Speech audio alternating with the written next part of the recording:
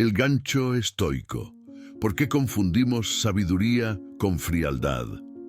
Respira hondo. En este momento, mientras escuchas estas palabras, hay algo que ocurre en tu interior que probablemente nunca has nombrado conscientemente.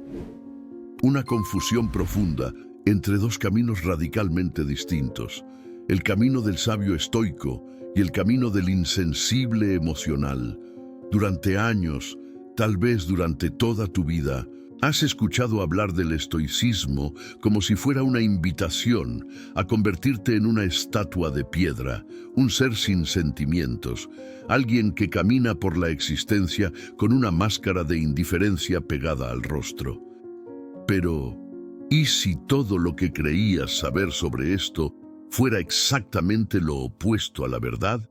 Antes de comenzar, si buscas claridad y paz interior en medio de las tormentas emocionales de tu vida, quédate hasta el final.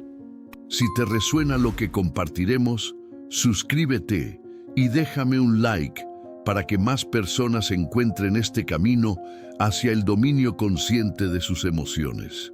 La confusión es comprensible.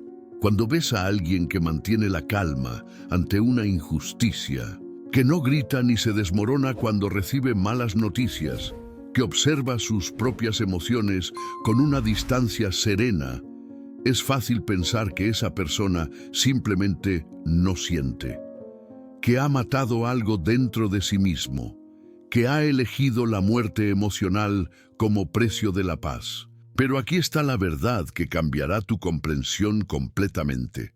Los estoicos no enseñaban la ausencia de emociones, enseñaban algo infinitamente más sofisticado y revolucionario: el arte de sentir profundamente sin ser poseído por lo que sientes.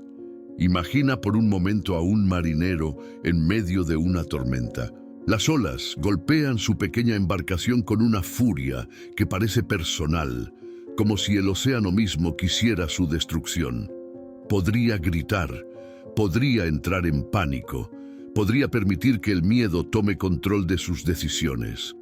O podría hacer algo completamente diferente. Podría sentir el miedo, reconocerlo, entender lo que ese miedo le comunica, y luego tomar decisiones basadas en la razón y no en la emoción. El marinero siente, el marinero experimenta, pero el marinero no es controlado. Esta es la distinción crucial que la mayoría de las personas jamás entiende. La insensibilidad tóxica es algo completamente diferente. Es el rechazo de los sentimientos, la represión de la vulnerabilidad, el endurecimiento del corazón como mecanismo de defensa. Es cuando una persona decide que sentir es debilidad y, por lo tanto, debe extirpar todo vestigio de sensibilidad de su ser. Esto no es estoicismo, esto es trauma disfrazado de fortaleza. Es como si alguien, para evitar que le duela un diente, decidiera arrancar todos sus dientes. Técnicamente, ya no siente dolor dental, pero ha destruido su capacidad de masticar, de saborear, de experimentar la vida completamente. El estoicismo, en cambio, es la ciencia de la respuesta consciente. Es entender que entre el evento que ocurre en el mundo y tu reacción existe un espacio sagrado. En ese espacio tienes poder, en ese espacio tienes libertad. Y esa libertad no viene de no sentir, viene de sentir de manera tan profunda y tan clara que puedes elegir qué hacer con lo que sientes. Es como la diferencia entre un río que arrastra todo a su paso sin control y una presa que canaliza el agua del río hacia donde es útil. Cuando Epicteto fue torturado por su amo romano, sintió dolor. El dolor era real, el sufrimiento físico era tangible.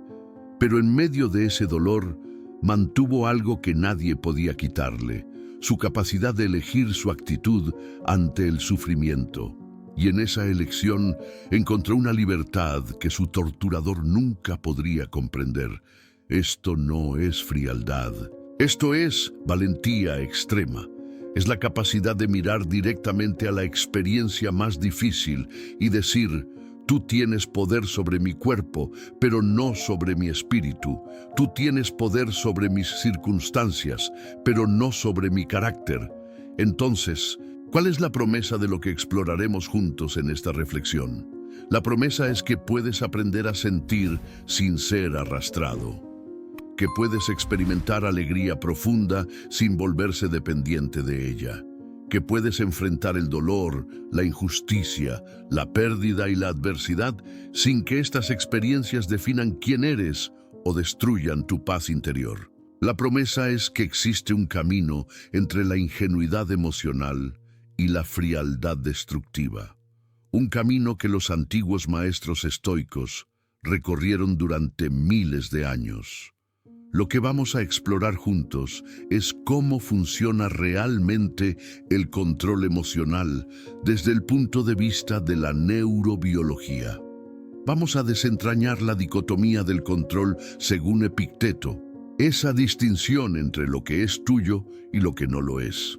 Vamos a examinar las técnicas prácticas que usaban los estoicos para observar sus emociones sin ser poseídos por ellas.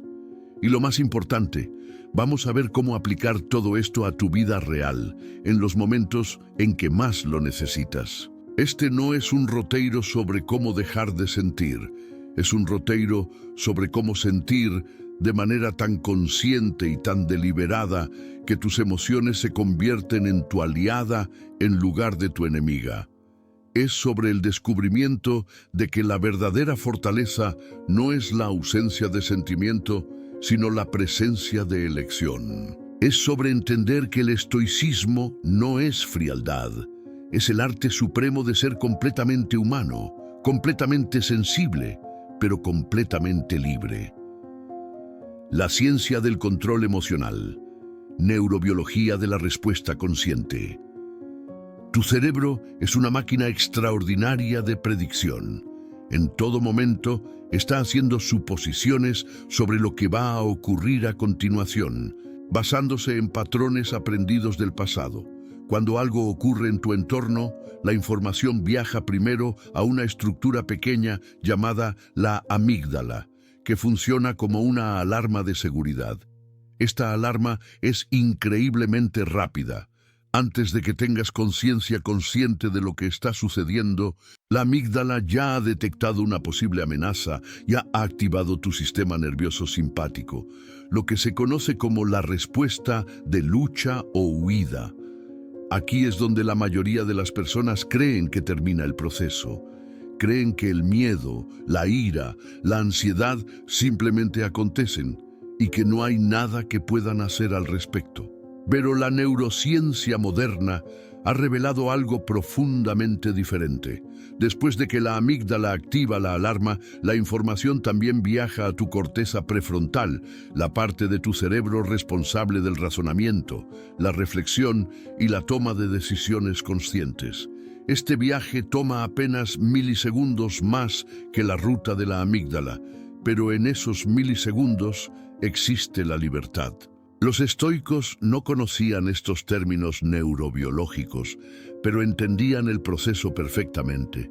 Sabían que existe un espacio entre el estímulo y la respuesta. Y aunque no podían usar palabras como corteza prefrontal o sistema nervioso simpático, describían este proceso con precisión asombrosa. Epicteto decía que lo que nos perturba no son las cosas en sí, sino nuestras opiniones sobre las cosas. Esto es exactamente lo que la neurociencia moderna confirma. El evento ocurre, tu amígdala reacciona, pero tu corteza prefrontal puede intervenir y decir, espera, déjame evaluar esto. ¿Realmente es una amenaza? ¿Cuál es la mejor manera de responder aquí? Cuando practicas esta intervención consciente repetidamente, algo extraordinario sucede en tu cerebro. Las conexiones neuronales entre tu amígdala y tu corteza prefrontal se fortalecen. Literalmente, estás rewireando tu cerebro. Estás creando nuevas rutas neurales que hacen que la respuesta reflexiva sea más fácil que la reacción impulsiva. Esto no ocurre de la noche a la mañana, requiere práctica consistente, pero es completamente posible. Es lo que los neurocientíficos llaman neuroplasticidad, y es una de las noticias más esperanzadoras sobre la naturaleza humana. Consideremos un ejemplo concreto. Estás en una reunión familiar y alguien dice algo que te ofende profundamente, algo que toca una herida antigua, que reactiva una inseguridad que has llevado contigo durante años. En ese microsegundo, tu amígdala se activa, el cortisol y la adrenalina inundan tu sistema. Tu cuerpo se prepara para la batalla. Sientes el calor en tus mejillas, la tensión en tu pecho, el impulso de gritar, de defenderte, de contraatacar. Pero en ese mismo microsegundo tienes una opción. Puedes decir internamente: noto que estoy experimentando una reacción fuerte. Mi cuerpo se está preparando para una respuesta de lucha. Pero antes de actuar, déjame considerar esto conscientemente. En ese momento de pausa, estás activando tu corteza prefrontal. Estás pidiendo a la parte racional de tu cerebro que se haga cargo de la situación.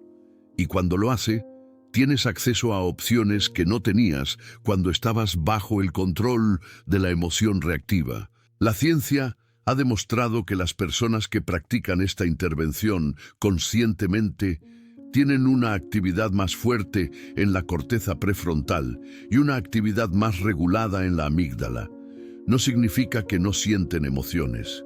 Significa que sus emociones no las controlan. Es como la diferencia entre ser un pasajero en un auto que se descontrola y ser el conductor que tiene las manos en el volante. Ahora bien, aquí viene una objeción común que probablemente estés pensando. ¿No es esto represión emocional? ¿No es malo para mi salud psicológica reprimir lo que siento? La respuesta es no. Y aquí está la distinción crucial. Reprimir una emoción significa negar que existe, enterrarla, pretender que no está ahí. Esto sí es perjudicial, pero lo que estamos describiendo no es represión, es regulación, es reconocer completamente lo que sientes, permitirte experimentarlo plenamente y luego elegir conscientemente qué hacer con ello. Piensa en una olla de agua hirviendo. Si tapa la olla completamente, el vapor se acumula y eventualmente la olla explota. Pero si levanta la tapa un poco, permite que el vapor escape de manera controlada, la olla permanece intacta. Las emociones funcionan de manera similar. Si las niegas completamente, se acumulan y eventualmente explotan en formas destructivas. Pero si las reconoces, las experimentas y luego las canalizas de manera consciente, puedes trabajar con ellas productivamente. La investigación también muestra que las personas que practican esta regulación emocional consciente reportan no solo mayor paz mental, sino también mayor alegría. Porque cuando tienes control sobre tus emociones, no estás viviendo a merced de lo que sucede a tu alrededor. Estás viviendo desde tu centro. Y cuando vives desde tu centro, puedes experimentar alegría que no depende de circunstancias externas. Puedes experimentar gratitud que no es frágil. Puedes experimentar amor que no es desesperado. El sistema nervioso humano tiene dos estados principales: el sistema simpático, que es tu modo de lucha o huida, y el sistema parasimpático, que es tu modo de descanso y digestión. Cuando estás bajo el control de emociones reactivas, estás constantemente en modo simpático. Tu cuerpo está constantemente en alerta. Tu presión arterial está elevada. Tu cortisol está alto. Tu sistema inmunológico está comprometido. Esto no es sostenible. Es como conducir un auto con el pedal del acelerador al fondo constantemente. Eventualmente, el motor se quema.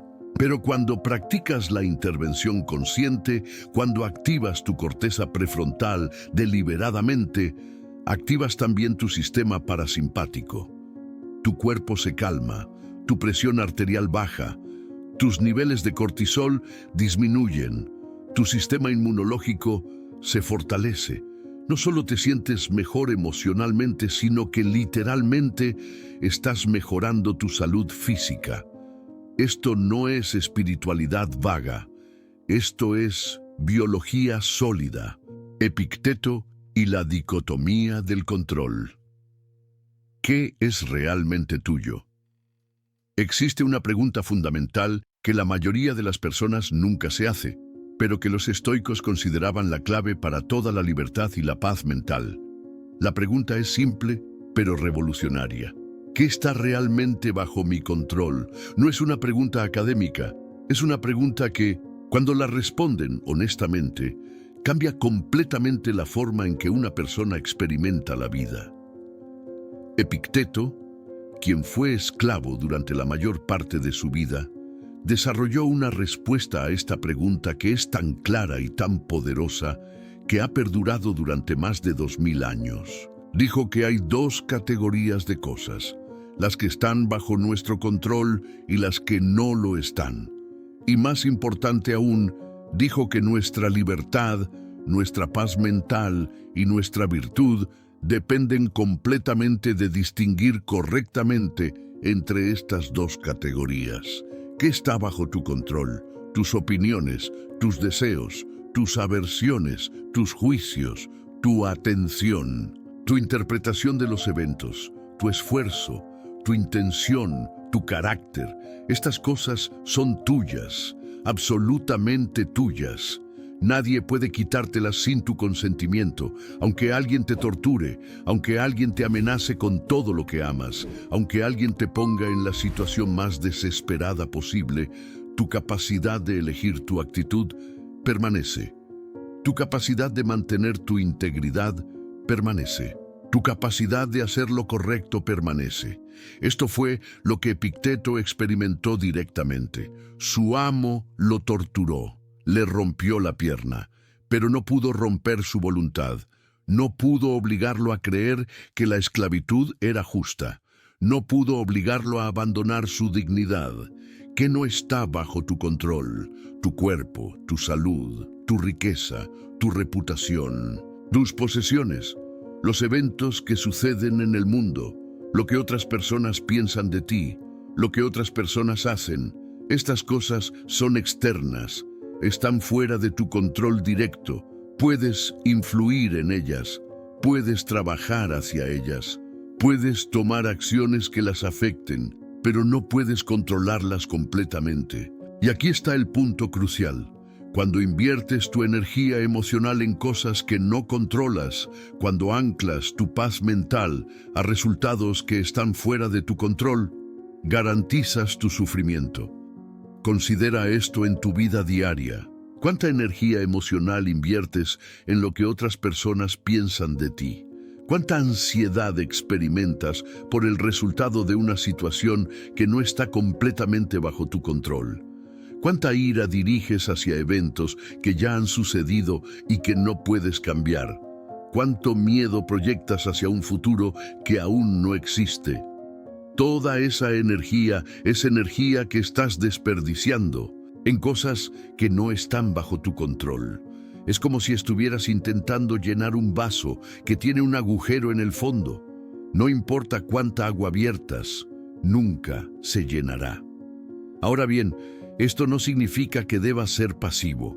No significa que no debas trabajar hacia tus objetivos o que no debas cuidar tu salud o tu reputación. Significa que debes invertir tu esfuerzo en estas cosas, pero sin anclar tu paz mental a los resultados.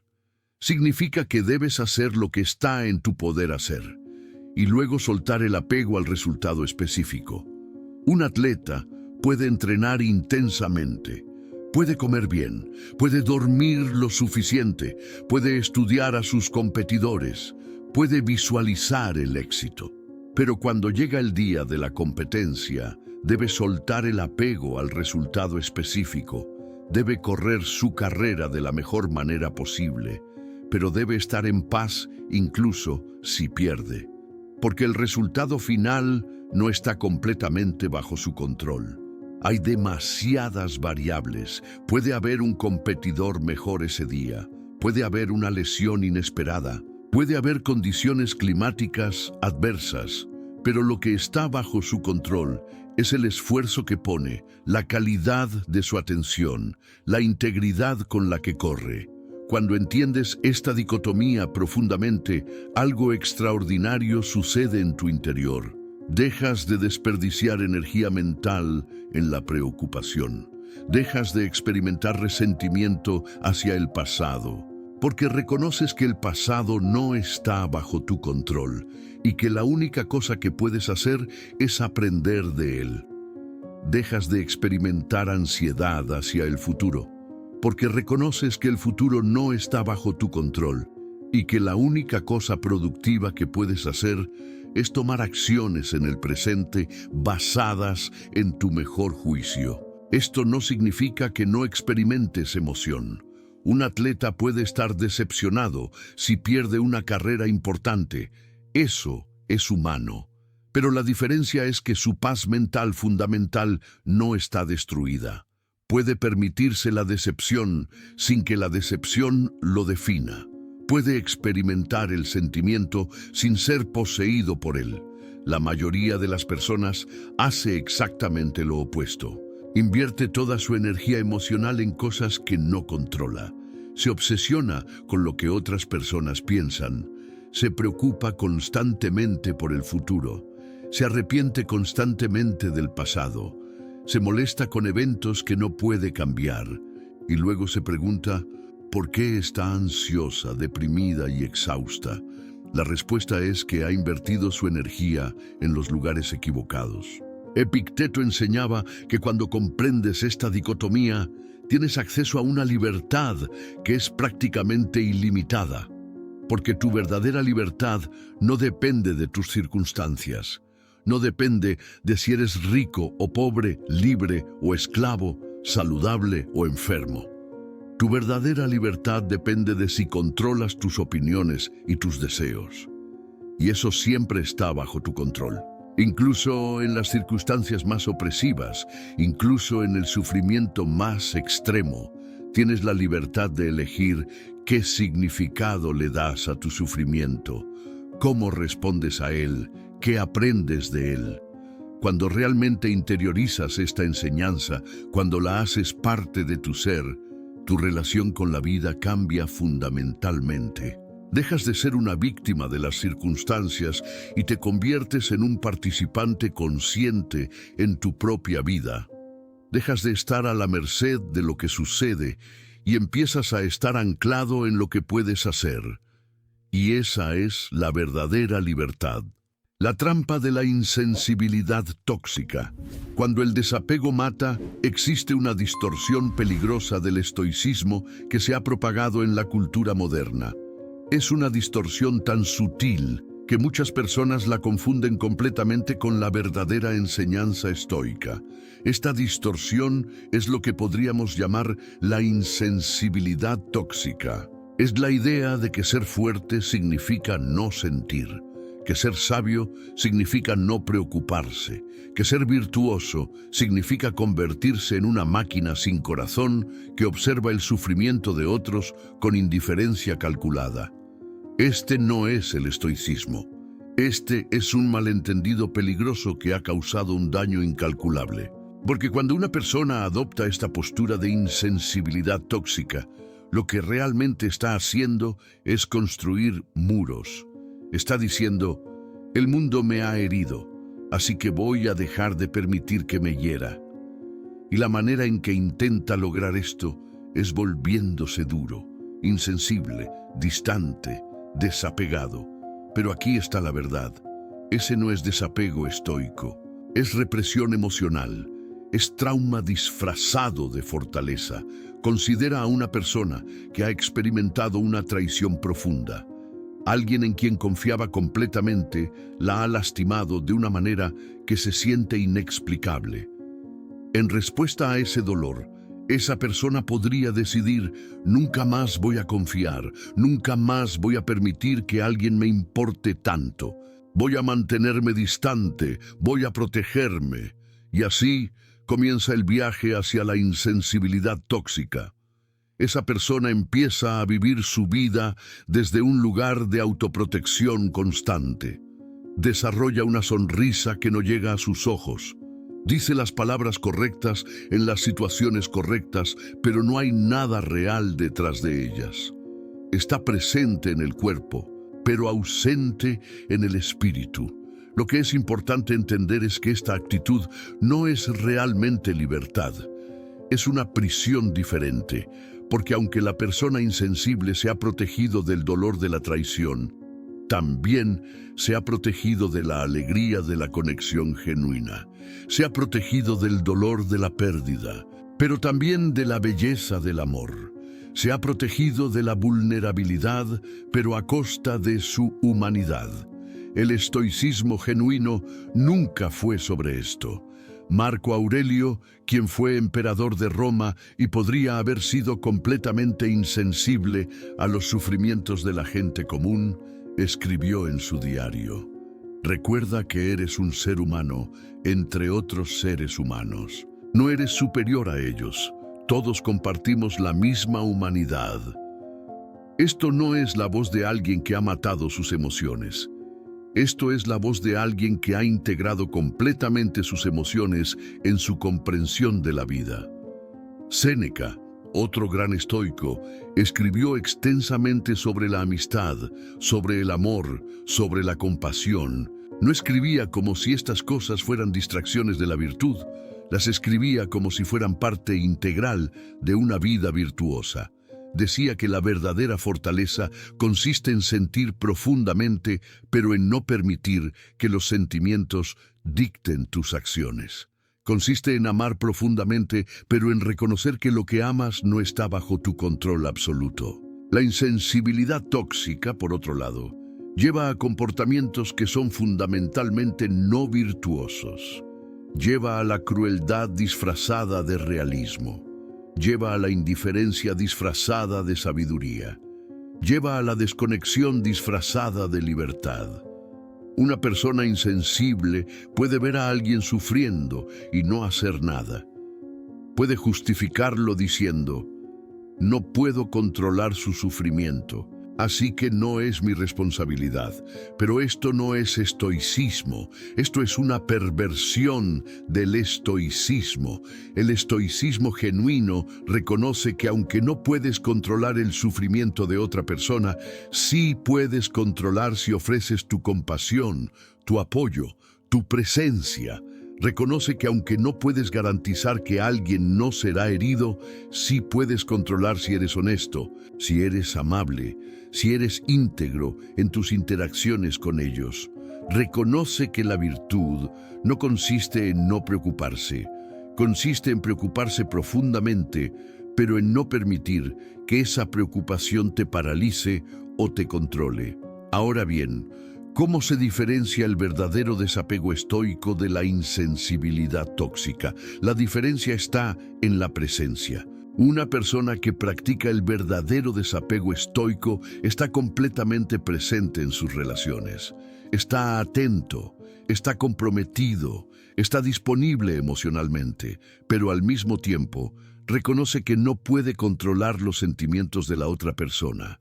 Reconoce que no puede controlar si la otra persona lo ama o no.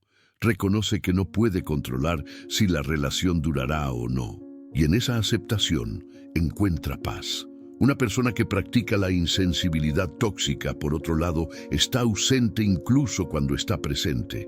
Está protegiéndose, está calculando, está manteniendo distancia emocional como mecanismo de defensa. No está verdaderamente comprometido, está fingiendo, y esa falta de autenticidad, esa ausencia, es sentida por las personas que lo rodean. Considera el efecto que esto tiene en las relaciones. Si estás en una relación con alguien que practica la insensibilidad tóxica, experimentas una soledad particular. Es una soledad que es especialmente dolorosa porque la otra persona está literalmente a tu lado, pero no está realmente contigo, está protegido, está distante, y sin importar lo que hagas, sin importar cómo intentes conectar, hay una barrera que no puedes cruzar. El verdadero desapego estoico, por otro lado, crea una seguridad diferente. Crea la seguridad de saber que la otra persona está completamente presente contigo, pero que no está dependiendo de ti para su paz mental. Crea la seguridad de saber que la otra persona te ama, pero que no te ha hecho responsable de su felicidad. Crea la seguridad de saber que la otra persona está totalmente comprometida contigo, pero que está en paz incluso si las cosas no funcionan como esperaba. La insensibilidad tóxica también tiene consecuencias para la salud mental. Las personas que practican la represión emocional constante, que se niegan a permitirse sentir, desarrollan frecuentemente depresión, desarrollan ansiedad crónica, desarrollan una sensación de vacío que no pueden explicar, porque aunque han logrado evitar el dolor agudo de sentir profundamente, han pagado el precio de no sentir nada en absoluto. Y no sentir nada es una forma de muerte en vida. El verdadero estoicismo, por otro lado, lleva a la salud mental, porque reconoce que las emociones son información valiosa. Son señales de lo que importa para ti, de lo que te importa, de tus valores. En lugar de rechazar esa información, el estoicismo genuino la honra, la reconoce, la integra y luego, desde un lugar de comprensión completa, elige cómo responder. Séneca y la serenidad activa.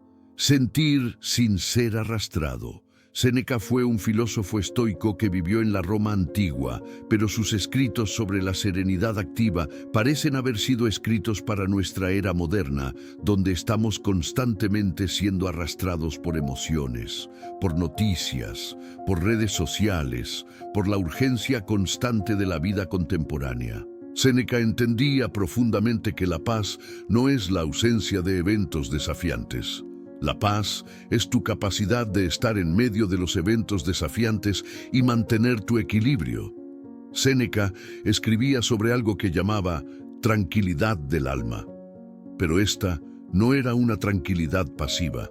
No era la tranquilidad de alguien que se ha retirado del mundo y que no participa en nada. Era la tranquilidad de alguien que está completamente comprometido con la vida, que está lidiando con desafíos reales, que está sintiendo emociones genuinas, pero que ha desarrollado una capacidad inquebrantable de no ser arrastrado por ellas. Uno de los escritos más hermosos de Séneca es donde describe el proceso de lidiar con la angustia. Dice que la angustia es como una ola que viene hacia ti. Puedes luchar contra la ola y agotarte tratando de resistirla, o puedes hacer algo diferente. Puedes reconocer la ola, puedes permitirte experimentarla plenamente, pero puedes hacerlo desde un lugar de comprensión de que la ola pasará, que aunque la ola es real, aunque el poder de la ola es real, no es más fuerte que tu capacidad de permanecer de pie. La serenidad activa que Séneca describe no es apatía. No es indiferencia, es algo mucho más sofisticado. Es la capacidad de estar completamente vivo en tu experiencia, de sentir completamente, de comprometerte completamente, pero de hacerlo desde un lugar de comprensión de lo que está bajo tu control y lo que no lo está. Es como ser un árbol en una tormenta. El árbol siente el viento, sus ramas se mueven. Pero el árbol no se cae porque sus raíces son profundas. Séneca también escribía sobre la importancia de la preparación mental. Decía que si esperas hasta que la crisis llegue para decidir cómo vas a responder, ya es demasiado tarde. Es mucho mejor prepararse mentalmente de antemano. Es mucho mejor cuando las cosas están tranquilas. Practicar la aceptación de que los tiempos difíciles vendrán. Practicar la idea de que las personas que amas morirán. Practicar la idea de que perderás cosas que valoras. Practicar la idea de que experimentarás dolor, rechazo, injusticia. Esto podría sonar deprimente, pero Séneca insiste en que es exactamente lo opuesto. Dice que cuando ya has aceptado mentalmente la posibilidad de que algo suceda, cuando ya has practicado lidiar con ello en tu imaginación, cuando realmente sucede, no es una sorpresa devastadora. Es algo para lo cual ya estás preparado. Ya has procesado parte del impacto emocional. Ya tienes un marco para entenderlo. La serenidad activa de Séneca también incluye la idea de que tu paz mental no debe depender de circunstancias externas, pero esto no significa que no trabajes para mejorar tus circunstancias. Significa que trabajas desde un lugar de paz, no desde un lugar de desesperación. Significa que buscas la excelencia, pero no estás aterrorizado por el fracaso. Significa que trabajas hacia tus objetivos, pero no ancla tu sentido de identidad y valor, así logras esos objetivos. Séneca describe a una persona que está en una prisión. Esa persona no puede controlar que está en una prisión, pero puede controlar cómo pasa su tiempo en la prisión. Puede controlar si usa el tiempo para deprimirse o si usa el tiempo para aprender, crecer, mantener su integridad. Puede controlar si permite que la prisión lo defina o si se define a sí mismo desde un lugar más profundo que la prisión no puede tocar. Esta es la esencia de la serenidad activa. No es sobre cambiar tu situación externa, es sobre cambiar tu relación con tu situación externa. No es sobre no sentir, es sobre sentir de una manera que no te destruye. No es sobre no preocuparte, es sobre preocuparte de una manera que te motiva a actuar, pero que no te paraliza. Séneca también enfatizaba la importancia de la comunidad y de las relaciones en el camino hacia la serenidad. No estaba sugiriendo que debieras retirarte del mundo. Estaba sugiriendo que debieras participar plenamente en el mundo, pero desde un lugar de comprensión de que las personas son imperfectas, de que decepcionarán, de que cambiarán, de que morirán, y que a pesar de todo eso, la conexión humana es valiosa, la amistad es valiosa, el amor es valioso. Pero no debes hacerlos responsables de tu paz mental fundamental. Lo que es particularmente relevante sobre la enseñanza de Séneca para nuestra era moderna es que reconoce que la vida es inherentemente desafiante. No está prometiendo que si sigues su filosofía, tu vida será fácil. Está prometiendo que tu relación con los desafíos cambiará, que serás capaz de lidiar con ellos desde un lugar de fortaleza en lugar de un lugar de debilidad, que podrás sentir el dolor de los desafíos sin permitir que el dolor te defina. Séneca también escribía sobre la importancia de la reflexión regular. Sugería que cada noche, antes de dormir, deberías reflexionar sobre tu día. Deberías examinar en qué momentos respondiste bien a los desafíos y en qué momentos no. Deberías ser honesto contigo mismo sobre tus errores, pero no deberías castigarte por ellos. Deberías verlos como oportunidades de aprender y crecer. Esta práctica de reflexión regular es lo que crea el crecimiento, es lo que te permite moverte hacia la serenidad activa. Técnica 1. Prosoche. La atención vigilante como escudo emocional. Los estoicos antiguos tenían un término para una práctica que es absolutamente fundamental para el control emocional consciente. El término es prosoche, que significa atención, pero no es cualquier atención. Es una atención vigilante, una atención consciente, una atención que está constantemente observando el contenido de tu mente. Es como si pusieras un guardián en la puerta de tu mente que examina cada pensamiento, cada emoción, cada impulso antes de permitir que entre completamente en tu experiencia. La idea de la prosoche es que tu mente constantemente está siendo atacada, por así decirlo, por impresiones. Impresiones de lo que otros piensan de ti.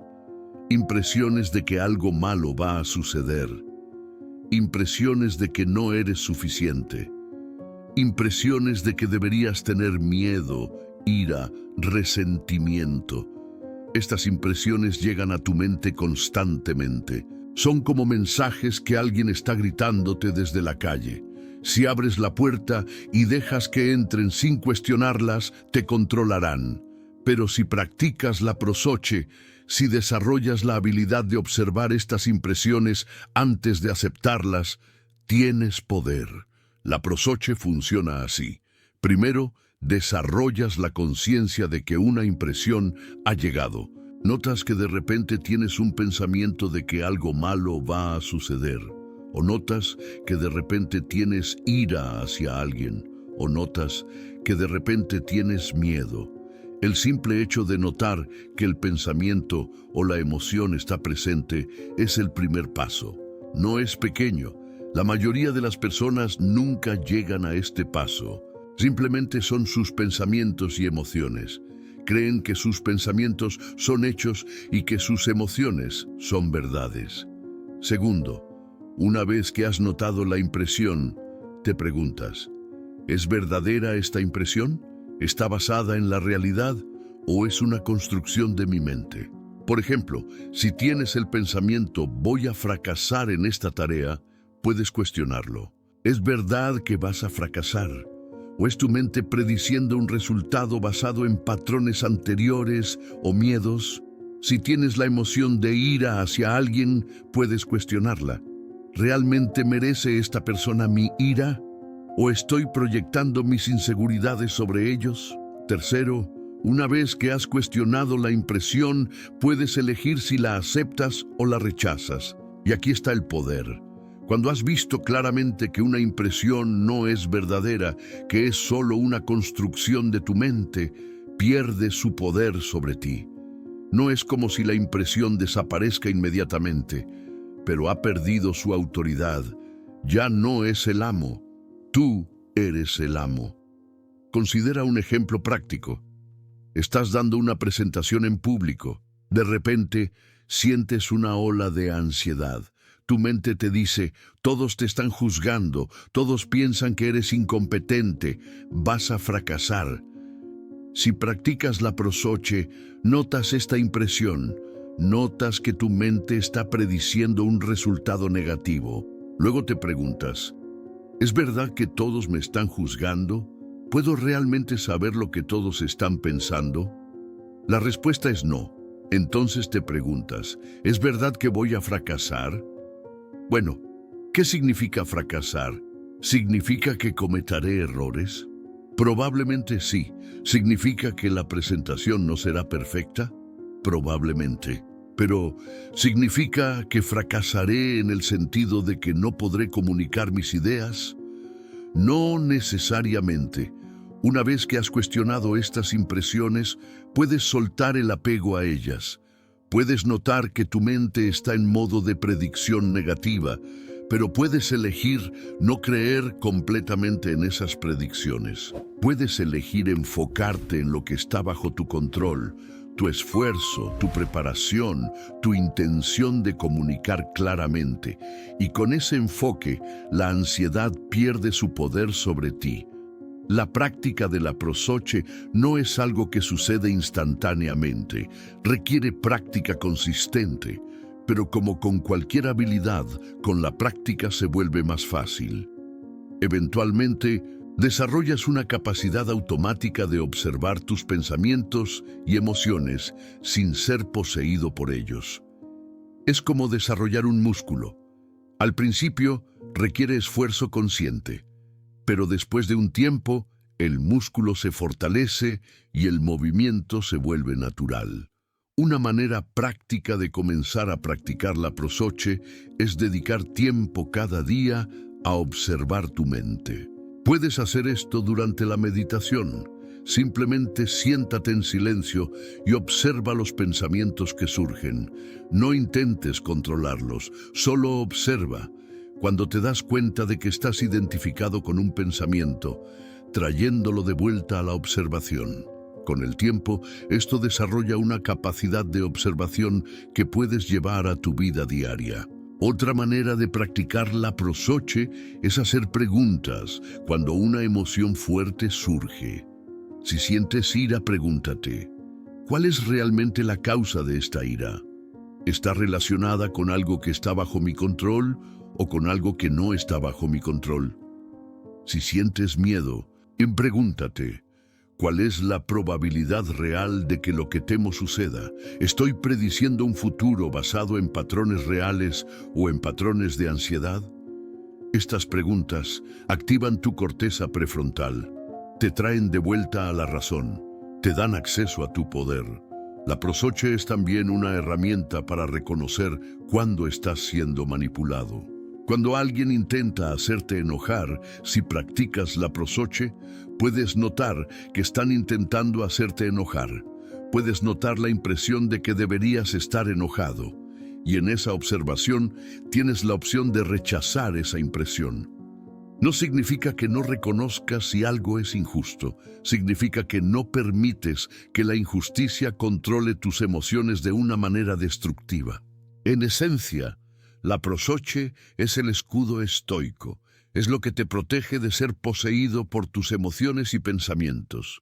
Es lo que te permite sentir profundamente sin ser arrastrado.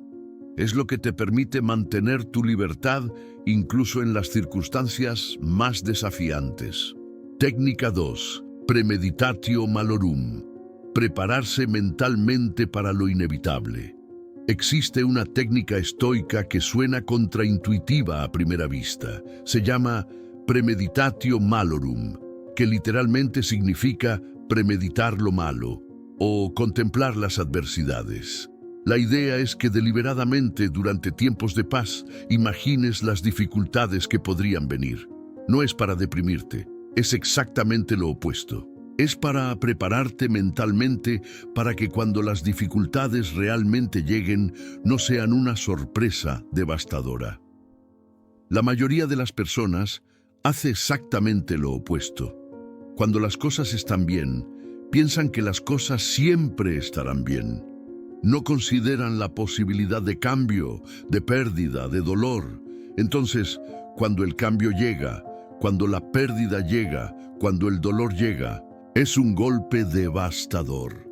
Pero si has ya considerado la posibilidad, si ya has practicado lidiar con ella en tu imaginación, tienes un marco para entenderla cuando sucede. Séneca escribía extensamente sobre esta técnica. Sugería que deberías contemplar la muerte de las personas que amas, no para ser morboso, sino para que cuando finalmente llegue el día en que una de esas personas muera, ya hayas procesado parte del dolor de anticipación. Ya hayas aceptado que es posible, incluso probable. Cuando la muerte finalmente llega, el dolor sigue siendo real, pero no es inesperado, no es un shock que te paraliza. La premeditatio malorum también funciona para eventos más cotidianos. Puedes contemplar la posibilidad de perder tu trabajo. Puedes imaginar cómo enfrentarías eso. ¿Cuáles serían los primeros pasos? ¿Cómo reorganizarías tu vida? ¿Cuáles son tus recursos? Esta no es una visualización de pánico, es una visualización estratégica, es prepararse mentalmente. Cuando haces esto, algo extraordinario sucede. El miedo al evento disminuye porque has ya imaginado el evento. Has ya imaginado que sobrevivías a él. Descubres que el evento no es tan catastrófico como tu mente imaginaba. O si es catastrófico, descubres que tienes recursos internos que no sabías que tenías. Descubres que probablemente sobrevivirías a él. Y esa realización cambia todo. La técnica también funciona para situaciones de estrés agudo. Si sabes que vas a estar en una situación difícil, puedes practicar la premeditatio malorum de antemano. Por ejemplo, si sabes que vas a tener una conversación difícil con alguien, puedes imaginar cómo podría salir mal. Podrían rechazarte, podrían enojarse, podrían no entender lo que estás diciendo. Al imaginar estos escenarios, te estás preparando mentalmente. Cuando la conversación finalmente sucede, tienes opciones. No estás completamente sorprendido o desarmado. Ahora bien, Hay una objeción común a esta técnica que es importante abordar. Algunas personas piensan que si imaginas constantemente lo malo, estás programando tu mente para atraer lo malo, que estás creando una profecía autocumplida, pero esto no es correcto. Lo que la investigación psicológica muestra es que cuando anticipas conscientemente un desafío, cuando lo visualizas, cuando tienes un plan para lidiar con él, en realidad tienes más probabilidad de manejar el desafío bien cuando sucede. Es como la diferencia entre un bombero que ha practicado rescates en edificios en llamas y un bombero que nunca lo ha hecho. El bombero que ha practicado, cuando llega a un edificio en llamas real, tiene una ventaja masiva. No está en pánico, sabe qué hacer, ha ensayado mentalmente. De la misma manera, cuando has practicado mentalmente cómo lidiar con un desafío, cuando sucede, tienes una ventaja. La clave es que la premeditatio malorum no es catastrofismo. No es estar constantemente pensando en cosas malas. Es hacer ejercicio mental específico durante tiempos tranquilos para prepararte. Es como hacer un simulacro de incendio. No esperas que haya un incendio real, pero si lo hay, estás preparado. Una manera práctica de practicar esto es dedicar un tiempo cada semana, tal vez 15 minutos, a reflexionar sobre posibles dificultades. ¿Qué podría salir mal en mi vida? ¿Cómo respondería? ¿Cuáles son mis recursos? ¿Qué he aprendido de dificultades pasadas que podría aplicar? Esta reflexión no es depresiva, es estratégica, es empoderadora. Otra manera de practicar es cuando enfrentes una dificultad real, en lugar de entrar en pánico. Pregúntate, ¿realmente es tan malo como mi mente dice que es? He visto a otras personas lidiar con cosas similares. ¿Cuáles fueron sus estrategias? Esta perspectiva te ayuda a ver que el desafío es manejable, que otros lo han manejado, que probablemente tú también puedas. La premeditatio malorum también tiene el efecto de ayudarte a apreciar lo que tienes ahora. Cuando contemplas la posibilidad de perder algo que amas, cuando realmente lo imaginas, te das cuenta de cuán valioso es. Desarrollas gratitud, desarrollas aprecio, desarrollas la capacidad de estar presentes en tu vida en lugar de asumir que todo durará para siempre. En esencia, la premeditatio malorum es sobre aceptación anticipada. Es sobre aceptar que el cambio vendrá, que el sufrimiento vendrá, que la pérdida vendrá. Y en esa aceptación encuentras paz. No es paz de negación, es paz de preparación. Es paz de saber que cuando lo inevitable llega, estás listo. Marco Aurelio y el diario interior. Observar tus emociones como testigo. Marco Aurelio fue emperador de Roma durante uno de los periodos más turbulentos de la historia romana. A pesar de sus deberes abrumadores, a pesar de las guerras constantes, a pesar de los conflictos políticos sin fin, mantuvo una práctica que es extraordinariamente relevante para nosotros hoy. Cada noche escribía en un diario. No era un diario de eventos, era un diario de reflexión interior. Era un espacio donde examinaba sus propios pensamientos, sus emociones, sus reacciones. Era un espacio donde se hablaba a sí mismo como si fuera un amigo sabio. Lo que es notable es que el diario de Marco Aurelio fue eventualmente compilado en un libro llamado Meditaciones, que ha perdurado durante casi 2000 años. Y lo que es aún más notable es que el diario no es pretencioso. No es el diario de alguien que ha alcanzado la perfección. Es el diario de alguien que está lidiando con los mismos desafíos emocionales que tú y yo enfrentamos. Está lidiando con el orgullo, está lidiando con la ira, está lidiando con el miedo, está lidiando con la frustración, pero está haciendo algo con esas emociones que la mayoría de las personas no hacen. Está observándolas, está examinándolas, está cuestionándolas. La práctica del diario de Marco Aurelio es una técnica extraordinaria para desarrollar el control emocional. porque cuando escribes sobre una emoción, estás haciendo varias cosas al mismo tiempo. Primero, estás creando distancia entre tú y la emoción. Estás sacando la emoción de tu cabeza y poniéndola en la página.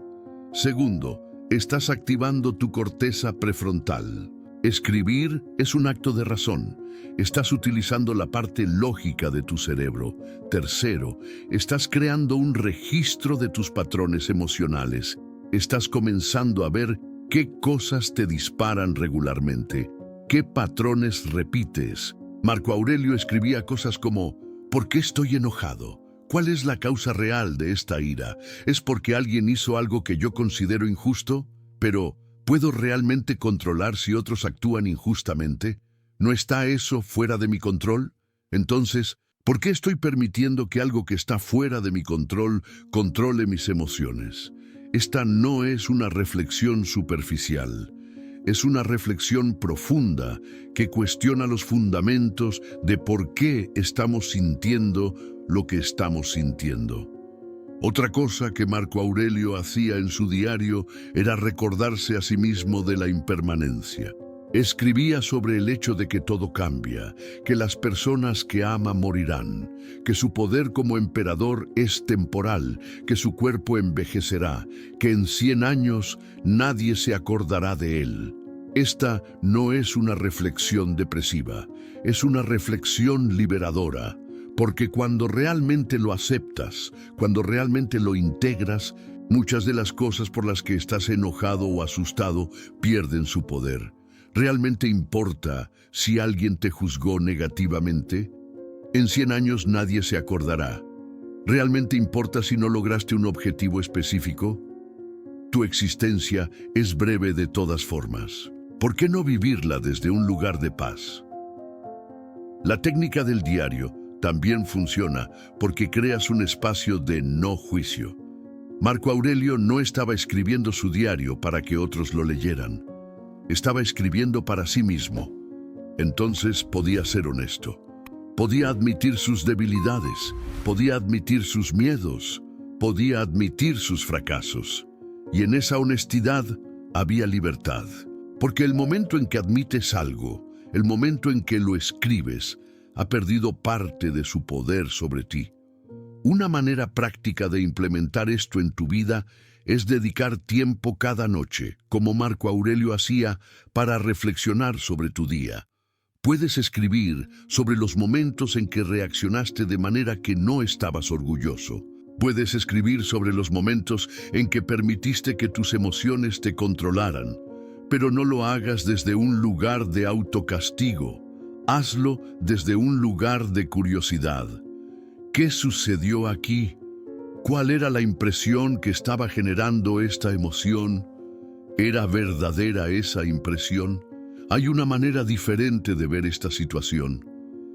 También puedes escribir sobre los momentos en que respondiste bien, en que mantuviste tu paz, en que hiciste lo correcto incluso cuando fue difícil. Marco Aurelio hacía esto también. Reconocía sus propios progresos. Celebraba sus propias victorias, aunque fueran pequeñas. Esto no es vanidad, es refuerzo positivo. Es entrenar tu mente para reconocer cuándo estás haciendo las cosas bien. El diario también es un lugar donde puedes experimentar con nuevas perspectivas. Puedes escribir sobre una situación desde múltiples puntos de vista. Puedes escribir sobre cómo alguien más podría ver la situación. Puedes escribir sobre cómo la situación podría verse en 100 años. Esta multiplicidad de perspectivas te ayuda a salir de tu propia mente egocéntrica. Te ayuda a ver que tu perspectiva es solo una perspectiva, que hay otras formas de ver las cosas. Marco Aurelio también escribía sobre la impotencia, escribía sobre situaciones donde no podía cambiar nada, donde simplemente tenía que aceptar, y en esa aceptación encontraba paz. No era resignación pasiva, era aceptación activa. Era decir, esta es la situación. No puedo cambiarla, pero puedo cambiar mi relación con ella. Puedo cambiar cómo respondo a ella. La práctica del diario es particularmente poderosa porque es una práctica que puedes hacer inmediatamente. No requiere recursos externos, no requiere que todos en tu vida cambien. Es solo tú y una página en blanco, y en esa simplicidad hay una libertad extraordinaria. Porque estás creando un espacio donde eres completamente honesto, donde no hay pretensión, donde simplemente eres tú, examinando tu propia mente. La virtud como brújula. Cuando las emociones te desvían del camino. Existe una pregunta fundamental que los estoicos hacían constantemente y que la mayoría de las personas modernas rara vez se hacen. La pregunta es, ¿está esta acción alineada con mi virtud? ¿No es ¿me hará feliz? ¿No es ¿me beneficiará? La pregunta es específicamente sobre la virtud. Porque para los estoicos, la virtud no era una restricción sobre lo que querías hacer, era la brújula que te guiaba hacia lo que realmente querías ser. Los estoicos identificaban 4 virtudes cardinales: la sabiduría, el coraje, la justicia y la templanza. Y enfatizaban que estas 4 virtudes eran las únicas cosas que realmente importaban.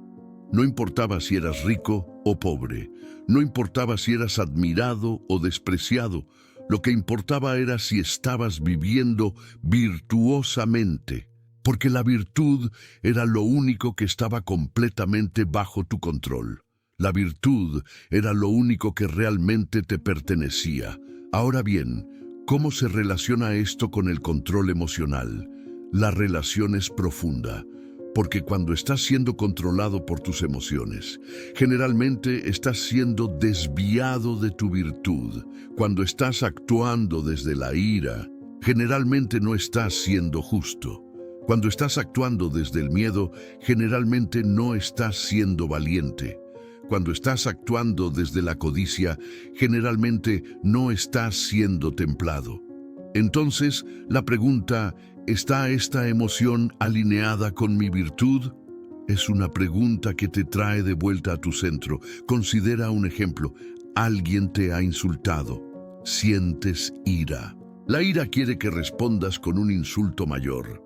La ira quiere que busques venganza. Pero si haces la pregunta, ¿está este acto alineado con mi virtud?, descubres que no lo está, que estar actuando desde la ira, que insultar a alguien en respuesta, que buscar venganza, no es justo, no es sabio, no es templado, es simplemente reactividad emocional. Entonces, la pregunta sobre la virtud te ayuda a detener, te ayuda a elegir una respuesta diferente. La virtud también actúa como un ancla cuando estás en medio de emociones turbulentas. Cuando las cosas están caóticas, cuando no sabes qué hacer, puedes preguntarte, ¿qué haría una persona virtuosa aquí? ¿Cuál es la acción más justa? ¿Cuál es la acción más sabia? ¿Cuál es la acción más valiente? Y una vez que tienes esa pregunta en tu mente, tu camino se vuelve claro. Porque aunque las emociones pueden ser confusas, la virtud siempre es clara. Ahora bien, hay una objeción común a esto. Algunas personas piensan que la virtud es restrictiva, que la virtud significa renunciar a cosas que quieres, reprimir tus deseos, vivir una vida gris y sin alegría. Pero esto es un malentendido fundamental de lo que es la virtud. La virtud no es represión, la virtud es excelencia. Es la versión más elevada de ti mismo. Es lo que sucede cuando tú eres completamente tú. Cuando eres justo, por ejemplo, no estás renunciando a algo. Estás ganando la paz mental de saber que estás tratando a otros como te gustaría ser tratado. Estás ganando la confianza de otras personas. Estás ganando tu propia autoestima. Cuando eres valiente, no estás renunciando a la seguridad. Estás ganando la libertad de vivir de acuerdo con tus valores, incluso cuando es difícil. Cuando eres templado, no estás renunciando al placer. Estás ganando el placer más profundo de la autorrealización. Marco Aurelio escribía sobre esto constantemente. Escribía sobre cómo las personas piensan que la virtud es una carga, pero que en realidad es la cosa más liberadora. escribía sobre cómo las personas piensan que la virtud significa no disfrutar, pero que en realidad significa disfrutar en el nivel más profundo. Porque el disfrute que viene de la virtud es duradero. No depende de circunstancias externas, es un disfrute que viene de dentro. La virtud como brújula también te ayuda a navegar situaciones donde hay presión para hacer algo que no está alineado con tus valores. Cuando alguien te presiona para que hagas algo injusto, cuando hay incentivos financieros para comprometer tu integridad, cuando hay presión social para hacer lo que todos hacen, la pregunta sobre la virtud te mantiene anclado. Te ayuda a ver que nada vale la pena si tienes que sacrificar tu virtud por ello. Hay un principio estoico que dice: prefiero sufrir injusticia a cometerla. Esto no es masoquismo, es reconocer que el sufrimiento externo es algo que puedes lidiar. Pero la corrupción interna, la comprensión de que has hecho algo injusto, de que has traicionado tus propios valores, eso es un sufrimiento que es mucho peor. Entonces, aunque sea más fácil en el momento cometer injusticia, a largo plazo es mucho más difícil, es mucho más dañino. La virtud como brújula también significa que no necesitas que otros te digan qué hacer, no necesitas que la sociedad valide tus acciones, porque tienes una brújula interna, tienes un estándar interno y ese estándar te guía. Eso es poder extraordinario, eso es libertad extraordinaria. Aplicación práctica. 3 escenarios donde la frialdad sabia transforma. Ahora que hemos explorado la teoría y las técnicas, es tiempo de ver cómo funcionan en la práctica real. Vamos a examinar 3 escenarios que la mayoría de las personas enfrentan en algún momento de sus vidas. Y vamos a ver cómo la frialdad sabia, el control emocional consciente, transforma completamente cómo experimentas estos escenarios. Primer escenario: el rechazo personal. Alguien a quien respetas, alguien cuya aprobación importa, te rechaza. Tal vez es alguien que admirabas, tal vez es alguien en quien confiabas, tal vez es una oportunidad que querías y te la niegan. La emoción natural es la decepción. La emoción natural es el dolor. La emoción natural es la duda sobre ti mismo. Si no tienes control emocional, si no entiendes la dicotomía del control, puedes permitir que este rechazo defina tu valor. Puedes permitir que este rechazo te convenza de que no eres suficiente. Puedes permitir que este rechazo genere un resentimiento que te envenena durante años. Pero si practicas la frialdad sabia, si tienes control emocional consciente, la situación es completamente diferente.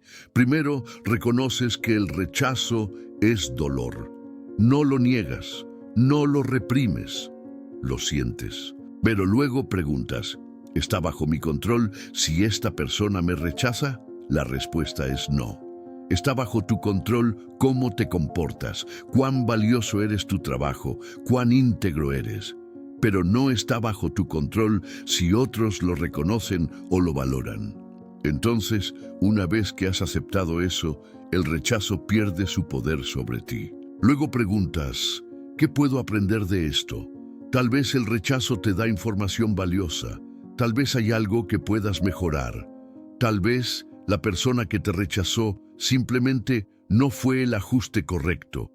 Pero en cualquier caso, hay información ahí. Cuando buscas la información en lugar de solo experimentar el dolor, transformas el dolor en aprendizaje. Finalmente, te das cuenta de que tu valor no viene de la aprobación externa.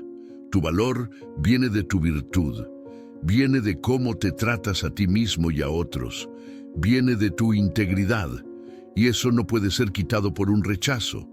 Entonces, aunque el rechazo duele, no te destruye. No define quién eres. Segundo escenario: la injusticia. Algo injusto sucede. Alguien que no merece éxito tiene éxito. Alguien que merece justicia no la recibe. Alguien que trabaja duro es explotado. La emoción natural es la ira. La emoción natural es el resentimiento. La emoción natural es el deseo de venganza. Si no tienes control emocional, puedes permitir que esta injusticia te consume. Puedes pasar años pensando en ella, sintiéndote amargado, tratando de idear maneras de vengarte. Y mientras tanto, la injusticia ya sucedió. No puedes cambiarla, pero has permitido que continúe haciéndote daño. Pero si practicas la frialdad sabia, si tienes control emocional consciente, tu respuesta es diferente. Primero, reconoces que la injusticia es injusta. No dices que está bien. No finges que no sucedió. Lo llamas por su nombre, pero luego preguntas, ¿puedo cambiar lo que ya sucedió? La respuesta es no. El pasado está fuera de tu control. Luego preguntas, ¿qué puedo hacer ahora? Tal vez puedes trabajar para prevenir que suceda de nuevo. Tal vez puedes trabajar para apoyar a la persona que fue injustamente tratada. Tal vez puedes simplemente seguir adelante y no permitir que esta injusticia defina tu vida. Pero tienes opciones, tienes poder. Y ese poder viene de enfocarte en lo que puedes controlar en lugar de lo que no puedes. Finalmente, reconoces que aunque la injusticia sucedió, tu virtud permanece. Puedes ser justo, incluso en un mundo injusto. Puedes ser íntegro incluso cuando otros no lo son. Y eso es lo que importa, eso es lo que está bajo tu control. Tercer escenario, la pérdida. Alguien que amas muere. O pierdes algo que valorabas profundamente, o tu vida cambia de una manera que no planeabas. La emoción natural es el dolor. La emoción natural es el miedo. La emoción natural es la desesperación. Si no tienes control emocional, puedes permitir que esta pérdida te paralice. Puedes caer en depresión, puedes perder la razón de vivir.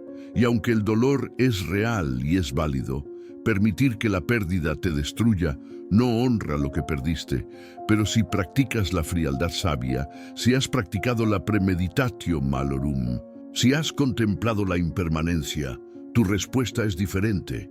Primero, permites el dolor, reconoces que la pérdida es real, pero al mismo tiempo, reconoces que el dolor es información. El dolor te dice que algo importaba. El dolor es la otra cara de la moneda del amor. Luego preguntas, ¿qué puedo hacer ahora? Tal vez puedes honrar lo que perdiste viviéndolo bien. Si perdiste a alguien, puedes vivir de una manera que habría hecho a esa persona orgullosa. Si perdiste una oportunidad, puedes buscar nuevas oportunidades. Si tu vida cambió, puedes adaptarte y encontrar un nuevo propósito. Finalmente, reconoces que aunque has perdido algo, no has perdido tu capacidad de vivir virtuosamente. No has perdido tu capacidad de encontrar significado. No has perdido tu capacidad de crecer. Y eso es lo que importa. Eso es lo que persiste incluso cuando todo lo demás cambia. La paradoja final, sentir todo y no ser poseído por nada. Hemos llegado a lo que podría ser la paradoja más profunda del estoicismo. Es la paradoja que confunde a muchas personas cuando la escuchan por primera vez. La paradoja es que puedes sentir profundamente, experimentar plenamente, amar completamente y al mismo tiempo no ser poseído por lo que sientes. Puedes estar totalmente vivo y al mismo tiempo completamente libre. Puedes estar completamente conectado y al mismo tiempo completamente desapegado. Esta paradoja es la esencia de la frialdad sabia. No es frialdad en el sentido de indiferencia. Es frialdad en el sentido de claridad. Es frialdad en el sentido de no permitir que las emociones nublen tu juicio. Pero esa claridad coexiste con la pasión. Esa frialdad coexiste con el calor. Piensa en un músico que está tocando una pieza hermosa. El músico está completamente inmerso en la música. Está sintiendo cada nota, está experimentando cada emoción que la música evoca. Y al mismo tiempo, el músico está observando su ejecución. El músico está consciente de sus dedos, de su respiración, de la dinámica que está creando. El músico está en dos lugares al mismo tiempo, completamente en la experiencia y completamente observando la experiencia. Esto es lo que los estoicos llamaban vivir con presencia. Es estar completamente aquí, completamente ahora, completamente en tu experiencia, pero sin ser poseído por ella, sin perder tu centro, sin perder tu libertad. La paradoja también se aplica a las relaciones. Puedes amar a alguien profundamente y al mismo tiempo reconocer que esa persona no está bajo tu control. Puedes estar completamente comprometido con alguien y al mismo tiempo estar en paz si esa persona elige irse. Puedes valorar a alguien tremendamente y al mismo tiempo aceptar que morirán. Esta no es una contradicción, es la madurez emocional. Cuando realmente entiendes esta paradoja, cuando realmente la integras, experimentas una libertad que es casi inconcebible para la mayoría de las personas, porque ya no estás viviendo desde el miedo, ya no estás viviendo desde la necesidad de controlar, ya no estás viviendo desde la desesperación de aferrarse a las cosas, estás viviendo desde un lugar de abundancia, estás viviendo desde un lugar de aceptación, estás viviendo desde un lugar de paz. Y en ese lugar la alegría es posible, la conexión es posible, el amor es posible, pero es una alegría, una conexión, un amor que no está basado en la ilusión, está basado en la realidad. Séneca escribía sobre esto cuando hablaba de la amistad. Decía que la amistad verdadera no es un aferramiento desesperado, es un reconocimiento de que has encontrado a alguien que valoras. Es un compromiso de ser honesto con esa persona. Es un reconocimiento de que esa persona es mortal, de que eventualmente se irá, de que nada dura para siempre. Y en esa aceptación, la amistad se vuelve más valiosa, no menos. Marco Aurelio escribía sobre esto cuando hablaba de su propia vida. Escribía sobre cómo amaba a su familia, pero reconocía que no podía controlar si lo amaban de vuelta. Escribía sobre cómo trabajaba duro, pero reconocía que el resultado de su trabajo no estaba completamente bajo su control. Escribía sobre cómo tenía poder como emperador, pero reconocía que ese poder era temporal, que eventualmente moriría y alguien más ocuparía su lugar. Y en esa aceptación encontraba paz. No era una paz de resignación, era una paz de libertad. Porque cuando aceptas que no puedes controlar estas cosas, cuando sueltas el apego a resultados específicos, estás libre para vivir plenamente. Estás libre para dar completamente. Estás libre para experimentar completamente. La paradoja final también se aplica a los momentos difíciles, cuando estás enfrentando el dolor, cuando estás enfrentando la adversidad, puedes experimentar el dolor plenamente y al mismo tiempo mantener tu paz. Puedes reconocer que la situación es difícil y al mismo tiempo reconocer que tienes recursos para lidiar con ella. Puedes permitirte la debilidad y al mismo tiempo confiar en tu fortaleza. Esta es la verdadera fortaleza. No es la ausencia de emoción, es la capacidad de sentir completamente sin ser arrastrado. Es la capacidad de ser vulnerable sin ser destruido. Es la capacidad de ser completamente humano y completamente libre. Ana, síntesis transformadora. De la reactividad a la respuesta consciente. Hemos viajado juntos a través de un territorio extraordinario. Hemos explorado la neurobiología de las emociones. Hemos aprendido sobre la dicotomía del control. Hemos visto la diferencia entre la frialdad sabia y la insensibilidad tóxica. Hemos aprendido técnicas prácticas como la prosoche y la premeditatio malorum. Hemos visto cómo la virtud actúa como una brújula y hemos llegado a la paradoja final de poder sentir todo sin ser poseído por nada. Ahora es tiempo de sintetizar todo esto. Es tiempo de ver cómo todo se une en una transformación práctica de cómo experimentas tu vida. La transformación fundamental es del movimiento de la reactividad a la respuesta consciente. La reactividad es cuando algo sucede y simplemente reaccionas. Alguien te insulta y automáticamente respondes con un insulto. Algo sale mal y automáticamente entras en pánico. Experimentas una emoción y automáticamente actúas desde esa emoción. La reactividad es el estado de la mayoría de las personas la mayoría del tiempo. Es la vida vivida a merced de las circunstancias. La respuesta consciente es cuando algo sucede, experimentas lo que experimentas, pero hay un espacio. Hay un espacio donde tienes la opción de elegir cómo responder. No es un espacio largo, puede ser apenas un microsegundo, pero es suficiente.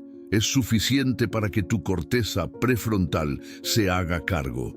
Es suficiente para que hagas una pregunta. Es suficiente para que regreses a tu centro. Lo que hemos explorado en este roteiro es cómo crear ese espacio, cómo hacerlo más grande, cómo entrenar tu mente para que automáticamente cree ese espacio. Porque con la práctica, la respuesta consciente se vuelve más automática, el espacio se vuelve más grande, la libertad se vuelve más accesible. Entonces, ¿cuál es el primer paso? ¿Cómo comienzas esta transformación hoy? El primer paso es la conciencia, es simplemente notar. Es notar cuando reaccionas, es notar cuando estás siendo controlado por tus emociones. Es notar cuando estás invirtiendo tu energía en cosas que no controlas. Es notar cuando estás permitiendo que algo externo defina tu paz interna. Este primer paso no requiere que cambies nada, no requiere que reprimas tus emociones, no requiere que fuerces una sonrisa cuando estás dolido, solo requiere que observes. Solo requiere que seas honesto contigo mismo sobre lo que está sucediendo en tu interior. El segundo paso es la pregunta. Una vez que eres consciente de que estás reaccionando, haces una pregunta. ¿Está esto bajo mi control? ¿Es verdad lo que estoy pensando? ¿Está esto alineado con mi virtud? ¿Cuál es mi mejor respuesta aquí? Estas preguntas activan tu corteza prefrontal. Te traen de vuelta a la razón. El tercer paso es la práctica. Porque aunque una pregunta puede ayudarte una vez, la verdadera transformación viene de la práctica consistente. Viene de aplicar estas preguntas día tras día, situación tras situación. Viene de practicar la prosoche. Viene de practicar la premeditatio malorum. Viene de escribir en tu diario. Viene de reflexionar sobre tu virtud. Con la práctica, algo extraordinario sucede. Los nuevos patrones neuronales que has estado creando se fortalecen. El espacio entre estímulo y respuesta se vuelve más grande. La respuesta consciente se vuelve más natural. Y un día te das cuenta de que algo ha cambiado fundamentalmente. Te das cuenta de que ya no eres controlado por tus emociones. Eres en control de tus emociones. Y cuando eso sucede, tu vida cambia. Porque cuando tienes control de tus emociones, tienes acceso a opciones que no tenías antes. Cuando alguien te insulta, puedes elegir si responder o no. Cuando algo sale mal, puedes elegir si entrar en pánico o resolver el problema. Cuando experimentas una emoción, puedes elegir qué hacer con ella. Esta es la libertad que los estoicos antiguos describían. No es libertad de circunstancias externas, es libertad interna, es libertad que viene de dentro de ti, es libertad que nadie puede quitarte, porque está basada en tu capacidad de elegir y esa capacidad siempre está bajo tu control.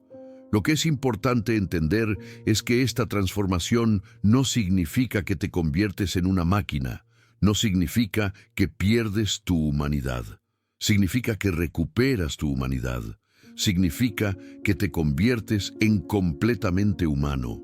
Porque la verdadera humanidad no es ser controlado por tus emociones. La verdadera humanidad es tener la capacidad de sentir profundamente y al mismo tiempo elegir conscientemente. Es la capacidad de amar sin perder tu libertad. Es la capacidad de trabajar hacia tus objetivos sin anclar tu paz mental a los resultados. Es la capacidad de enfrentar la adversidad sin ser destruido por ella. Es la capacidad de vivir una vida de significado y propósito.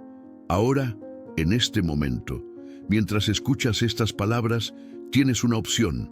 Puedes cerrar esto y volver a tu vida como era, o puedes elegir comenzar la transformación. Puedes elegir practicar la conciencia, puedes elegir hacer las preguntas, puedes elegir practicar consistentemente. Si eliges la transformación, si eliges seguir este camino, quiero que sepas algo. No será fácil al principio, porque estás desaprendiendo patrones que has tenido durante años, tal vez durante toda tu vida. Pero será posible, es completamente posible, porque tu cerebro tiene la capacidad de cambiar. Tienes la capacidad de cambiar. Tienes la capacidad de convertirte en la persona que quieres ser. Y el precio de esa transformación es simplemente tu atención. Es simplemente tu disposición a observar, a cuestionarte, a practicar. Es simplemente tu disposición a vivir conscientemente. Detente un momento, respira. ¿Cuál de estas ideas te habla más hoy? Comparte tu reflexión en los comentarios, porque cuando lo haces, no solo te ayudas a ti mismo a integrar esto, ayudas a otros a ver que no están solos en este viaje. Si este mensaje te tocó el corazón, compártelo con alguien que lo necesite. Porque la transformación de una persona puede inspirar la transformación de otras. Dale like, suscríbete y activa la campanita para que no te pierdas los próximos videos donde continuaremos explorando el camino hacia la libertad interior. Lo que hemos explorado en este roteiro no es teoría abstracta. Es una invitación a vivir diferente. Es una invitación a ser libre. Es una invitación a convertirte en la versión más completa y más libre de ti mismo. Y esa invitación está siempre disponible. Siempre. En cualquier momento. En cualquier situación. Porque la verdadera fortaleza no es la ausencia de emociones. Es el dominio consciente de ellas. Es la frialdad sabia que reconoce que puedes sentir profundamente sin ser poseído, que puedes ser completamente humano y completamente libre, que puedes vivir una vida de paz, propósito y significado.